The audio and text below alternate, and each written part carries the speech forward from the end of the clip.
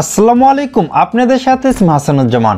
আজকের এই ভিডিওতে আমরা দেখব অ্যাডোবি ফটোশপ দিয়ে কিভাবে স্কিন রিটাচিং করতে হয় আর কিভাবে স্কিনটাকে স্মুথ করতে হয়। রিটাচিং আর স্মুথ এই দুটো করার জন্য মোটামুটি অনেকগুলো প্রসেস রয়েছে। তার মধ্যে আমার কাছে যেই প্রসেসটা অনেক বেশি ভালো লাগে আর আমি যেই প্রসেসে আমার ছবিগুলো এডিট করে থাকি আর প্রফেশনাল এডিটরটা কোন প্রসেসটা ফলো করে স্কিন রিটাচিং করে থাকে, স্কিনটাকে স্মুথ করে থাকে, সেই প্রসেসটাই আমি আপনাদেরকে দেখিয়ে দিব।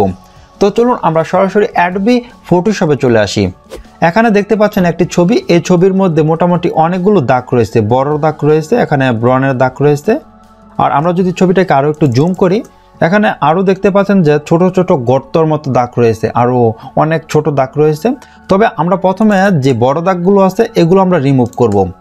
আর এটা করার আগে আমরা অবশ্যই এই ব্যাকগ্রাউন্ড লেয়ারটাকে ডুপ্লিকেট করে নিব। এটার উপর জাস্ট মাউসের রাইট বাটন ক্লিক করব, এখান থেকে ডুপ্লিকেট লেয়ার করার পর আমরা এখান থেকে স্পট হিলিং ব্রাশ টুলটা সিলেক্ট করব। জাস্ট এটার উপরে ক্লিক করে ধরে রাখবেন, এখান থেকে স্পট হিলিং ব্রাশ টুলটা সিলেক্ট করে নেবেন। এটা তো আমি অ্যাডোবি ফটোশপ 2021 সালের ফটোশপ দিয়ে আমি কাজ করছি। আপনারা এর আগের যে ভার্সনগুলো আছে দিয়ে ওই ভার্সনগুলো দিয়েও কিন্তু ঠিক সেম প্রসেসে কাজ করতে পারবেন। এখান থেকে স্পট হিলিং ব্রাশ টুলটা সিলেক্ট করার পর এখানে চলে আসবেন, তারপর মাউসের রাইট বাটন ক্লিক করার পর এখান থেকে আপনার সাইজটা ছোট বড় করতে পারবেন। এখান থেকে হার্ডনেসটা 0 রেখে দিবেন আর এখান থেকে পেসিংটা 10% করে দিবেন। আর আপনারা অবশ্যই উপর থেকে কন্টেন্ট অ্যাওয়ার এটা সিলেক্ট করে দিবেন যদি এটা সিলেক্ট না থাকে আর কি।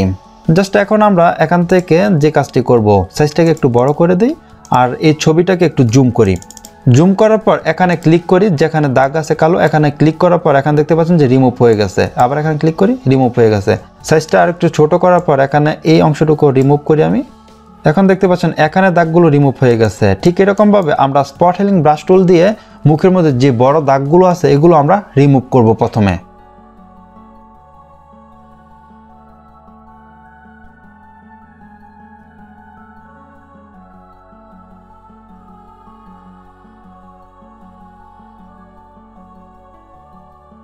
এখন দেখতে পাচ্ছেন যে মুখের মধ্যে যে বড় দাগগুলো আছিল ওইগুলো কিন্তু রিমুভ করা কমপ্লিট হয়ে গেছে।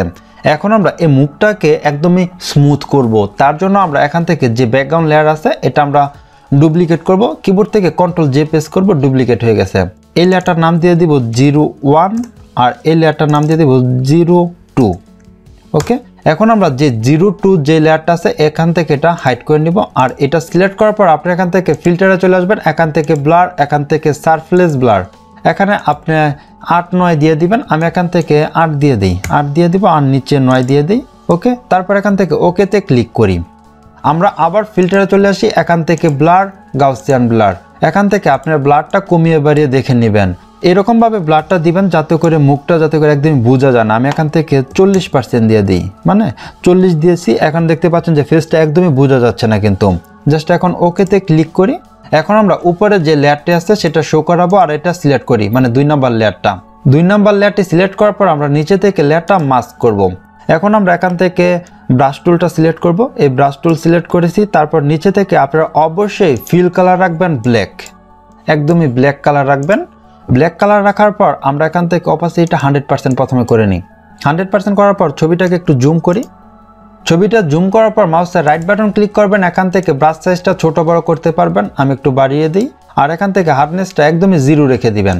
আর এখন যদি আমি এখানে ক্লিক করি, এখন দেখতে পাচ্ছেন যে অনেক বেশি ব্লার হয়ে যাচ্ছে, এটাকে দেখতে কিন্তু সুন্দর লাগবে না।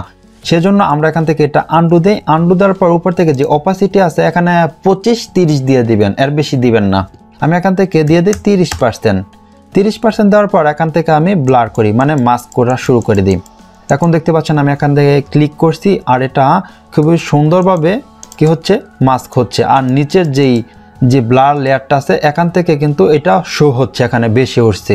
মাস্ক করার সময় আপনারা অবশ্যই এখান থেকে ব্ল্যাক কালারটা সিলেক্ট রাখবেন, ফিলে ব্ল্যাক কালার রাখবেন। আর এখান থেকে এই মাস্ক করার এই অপশনটা সিলেক্ট করে রাখবেন।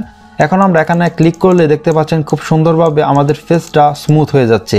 ঠিক এরকমভাবে যেখানে ব্রাশটা ছোট করা প্রয়োজন সেখানে আমরা ব্রাশটাকে ছোট করব, আবার বড় করা প্রয়োজন হলে বড় করব। এরকমভাবে আমরা পুরো ফেসটাকেই স্মুথ করব আস্তে আস্তে করে। যত আস্তে আস্তে নিখুঁতভাবে কাজ করবেন আপনার ছবিটাকে তত বেশি সুন্দর লাগবে। এখন দেখতে পাচ্ছেন যে পুরো ছবিটাই একদম স্মুথ হয়ে গেছে। আমরা যদি আবার ছবিটাকে জুম করি, এখন দেখতে পাচ্ছেন যে কোনো রকমই কোনো দাগ টাগ কিছুই নেই, একদমই স্মুথ হয়ে গেছে। আমি এখান থেকে আরেকটু মাস্ক করে নিই। ওকে ওকে ওকে ওকে, এখন একদম 100% স্মুথ হয়ে গেছে। আমরা বিফোর অ্যান্ড আফটার একসাথে কম্পেয়ার করি। এখান থেকে এই 1 নাম্বার লেয়ার আর 2 নাম্বার লেয়ার একসাথে সিলেক্ট করি। সিলেক্ট করার পর আমরা এখান থেকে গ্রুপ করে নিই। এটা গ্রুপ করার পর আমরা এখান থেকে ছবিটাকে একটু জুম আউট করি, এই গ্রুপটাকে হাইড করি। হাইড করার পর আগে ছিল এরকম ছবি, ওরে বাপরে বাপ, আগে কীরকম ছবি ছিল আর এখন হয়ে গেল কীরকম। আগে ছিল এরকম আর আমরা এডিটিং করার পর হয়ে গেল এরকম। আপনারা বুঝতে পারছেন যে কীভাবে ছবিটাকে আপনি নিজের মতো করে ফেস রিটাচিং করতে পারবেন, স্কিনটাকে স্মুথ করবেন কীভাবে, আপনি নিজের মতো করবেন। ঠিক আছে, আমি শুধু প্রসেসটা দেখিয়ে দিয়েছি, আপনার ছবি অনুসারে আপনি নিজের মতো করে নেবেন।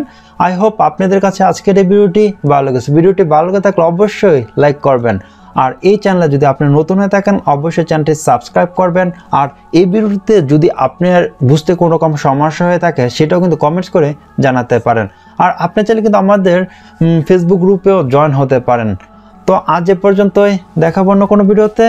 আল্লাহ হাফিজ।